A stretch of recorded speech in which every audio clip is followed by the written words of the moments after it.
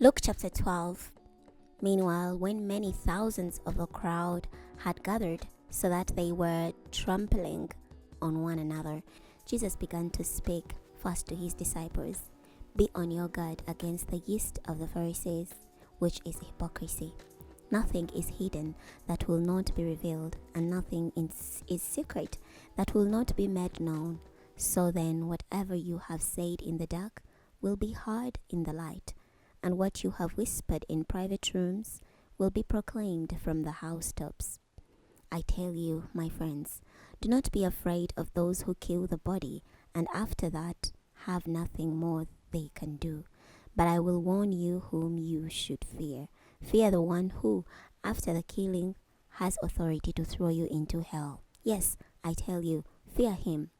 Aren't 5 sparrows sold for 2 pennies? Yet not one of them is forgotten before God. In fact, even the hairs on your head are all numbered. Do not be afraid. You are more valuable than many sparrows.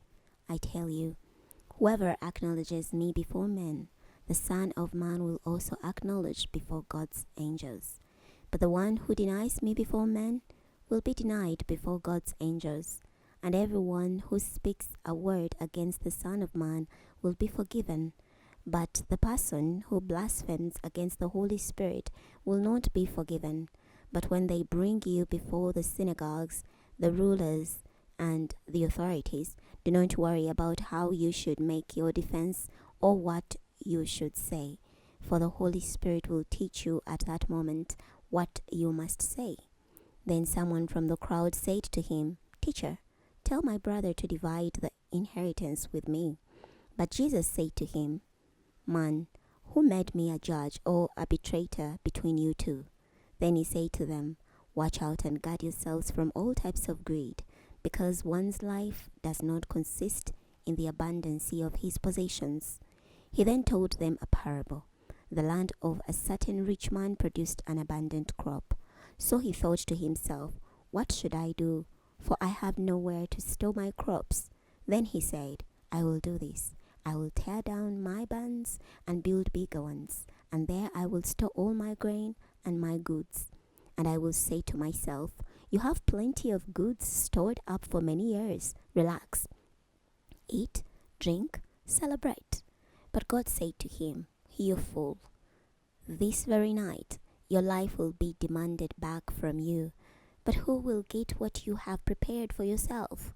So it is with the one who stores up riches for himself, but is not rich toward God. Then Jesus said to his disciples, Therefore I tell you, do not worry about your life, what you will eat, or about your body, what you will wear.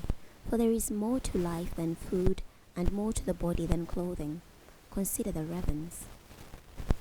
They do not sow or reap. They have no storeroom or barn, yet God feeds them. How much more valuable are you than the birds? And which of you by worrying can add an hour to his life? So if you cannot do such a very little thing as this, why do you worry about the rest? Consider how the flowers grow. They do not work or spin. Yet I tell you, not even Solomon in all his glory was clothed like one of these. And if this is how God clothes the wild grass, which is here today and tomorrow is tossed into the fire to heat the oven, how much more will he clothe you, you people of little faith? So do not be overly concerned about what you will eat and what you will drink, and do not worry about such things, for all the nations of the world pursue these things, and your Father knows that you need them. Instead, pursue his kingdom, and these things will be given to you as well. Do not be afraid, little flock, for your Father is well pleased to give you the kingdom. Sell your possessions and give to the poor. Provide yourselves purses that do not wear out, a treasure in heaven that never decreases, where no thief approaches and no moth destroys. For where your treasure is, there your heart will be also. Get dressed for service and keep your lamps burning. Be like people waiting for their master to come back from the wedding celebration, so that when he comes and knocks, they can immediately open the door for him. Blessed are those slaves whom their master finds a lot when he returns. I tell you the truth, he will dress himself to serve. Have them take their place at the table, and will come and wait on them. Even if he comes in the second or third watch of the night and finds them alert, blessed are those slaves. But understand this, if the owner of the house had known at what hour the thief was coming, he would not have let his house be broken into. You also must be ready, because the Son of Man will come at an hour when you do not expect him. Then Peter said, Lord, are you telling this parable for us or for everyone? The Lord replied, Who then is a faithful and wise manager, whom the master puts in charge of his household servants to give them their allowance of food at the proper time? Blessed is the slave whom his master finds at work when he returns. I tell you the truth, the master will put him in charge of all his possessions. But if that slave should say to himself, My master is delayed in returning, and he begins to beat the other slaves, both men and women, and to eat, drink, and get drunk, then the master of that slave will come on a day when he does not expect him, and at an hour he does not foresee, and will cut him in two, and assign him a place with the unfaithful. That servant who knew his master's will, but did not get ready to do what his master asked, will receive a severe beating. But the one who did not know his master's will and did things worthy of punishment will receive a light beating. From everyone who has been given much, much will be required.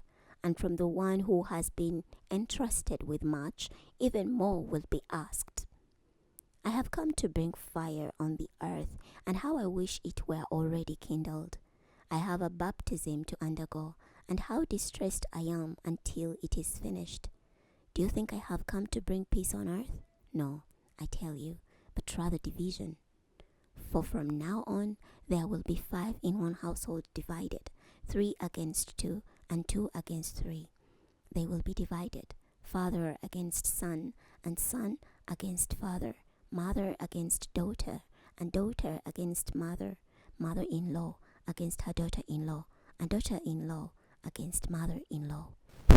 Jesus also said to the crowds, When you see a cloud rising in the west, you say at once, A rainstorm is coming, and it does.